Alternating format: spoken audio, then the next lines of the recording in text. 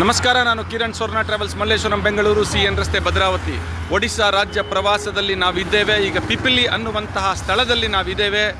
ಇಲ್ಲಿ ವಿಡಿಯೋ ಚಿತ್ರೀಕರಣವನ್ನು ನಾನು ಮಾಡ್ತಾ ಇದ್ದೇನೆ. ಇಲ್ಲಿ ಕಾಣ್ಬೋದು ನೀವು, ಇದು ಬರೀ ಫೋಟೋ ಸೆಷನ್ನಿಗೋಸ್ಕರನೇ ಈ ರೀತಿ ಒಂದು ಸರ್ಕಾರದಿಂದ ಒಂದು ಈ ರೀತಿ ವ್ಯವಸ್ಥೆಯನ್ನು ಮಾಡಿದ್ದಾರೆ.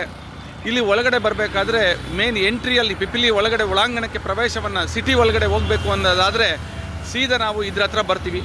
ಇಲ್ಲಿ ನಿಂತು ನಾವು ಫೋಟೋವನ್ನು ತೆಗೆಸ್ಕೊಂಡು ಹೋಗಲಿ ಅನ್ನೋ ಕಾರಣಕ್ಕೆ ಇವರು ಈ ರೀತಿ ವ್ಯವಸ್ಥೆಯನ್ನು ಮಾಡಿದ್ದಾರೆ. ನಮ್ಮ ಪ್ರವಾಸಿಗರು ನೀವು ನೋಡ್ಬೋದು ಯಾವ ರೀತಿ ರೆಡ್ ಕಲರ್ ಕ್ಯಾಪ್ ಹಾಕ್ಕೊಂಡು ಅವರು ತಮ್ಮ ಪಿಪ್ಲಿ ಅನ್ನೋ ಜಾಗದಲ್ಲಿ, ಐ ಲವ್ ಪಿಪ್ಲಿ ಅನ್ನೋ ಜಾಗದಲ್ಲಿ ಫೋಟೋವನ್ನು ತೆಗೆಸ್ಕೊತಾ ಇದ್ದಾರೆ.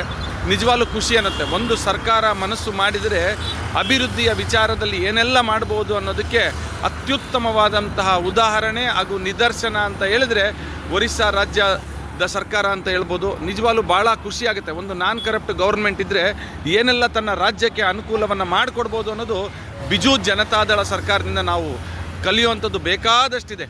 ಒಬ್ಬ ನಾನ್ ಕರಪ್ಟ್ ಮುಖ್ಯಮಂತ್ರಿ ಏನೆಲ್ಲ ಅಭಿವೃದ್ಧಿಯನ್ನು ಸಾಧಿಸ್ಬೋದು ಅನ್ನೋದನ್ನು ಇಲ್ಲಿ ಕಾಣ್ಬೋದು. ಈಗ ಇಂತಹ ಅದೃಷ್ಟ, ಇಂಥ ಸೌಭಾಗ್ಯ ನಮ್ಮ ಭಾರತದಲ್ಲಿ ಈಗ ಸಿಕ್ಕಿರೋದು ಮತ್ತೊಬ್ಬರು ಅಂತ ಹೇಳಿದ್ರೆ ಉತ್ತರ ಪ್ರದೇಶ ರಾಜ್ಯಕ್ಕೆ ಯೋಗಿ ಆದಿತ್ಯನಾಥ್ ಅವರು. ಒಂದೇ ₹1 ಲಂಚ ಸ್ವೀಕಾರ ಮಾಡದೇ ಇರುವಂಥ ಮಹಾನ್ ವ್ಯಕ್ತಿಯವರು ಈ ರೀತಿ ಸಿಗುತ್ತೆ ನೋಡಿ. ಯಾಕೆ ನಾನು ಈ ಮಾತು ಹೇಳಿದೆ ಅಂದರೆ ಎಷ್ಟು ಚೆನ್ನಾಗಿ ಸರ್ಕಾರ ವ್ಯವಸ್ಥೆ ಮಾಡಿದೆ ಇದಕ್ಕೆಲ್ಲ. ಇಲ್ಲಿ ಏನು ಪಿಪಿಲಿ ಅಂತ ಹೇಳಿದ್ರೆ ಇಲ್ಲಿ ಶಾಪಿಂಗ್ ಬಿಟ್ಟರೆ ಬೇರೆ ಏನೂ ಇಲ್ಲ. ಎಷ್ಟು ಚೆನ್ನಾಗಿ ಇವರು ವ್ಯವಸ್ಥೆ ಮಾಡಿದ್ದಾರೆ ಅಂತೇಳಿ ವಿಡಿಯೋ ಚಿತ್ರೀಕರಣದಲ್ಲಿ ತೋರಿಸ್ತಾ ನಾನು ವಿಡಿಯೋ ಚಿತ್ರೀಕರಣವನ್ನು ಮುಕ್ತಾಯಗೊಳಿಸ್ತೇನೆ. ನಮಸ್ಕಾರ, ನಾನು ಕಿರಣ್ ಸ್ವರ್ಣ ಟ್ರಾವೆಲ್ಸ್, ಮಲ್ಲೇಶ್ವರಂ, ಬೆಂಗಳೂರು, CN ರಸ್ತೆ, ಭದ್ರಾವತಿ.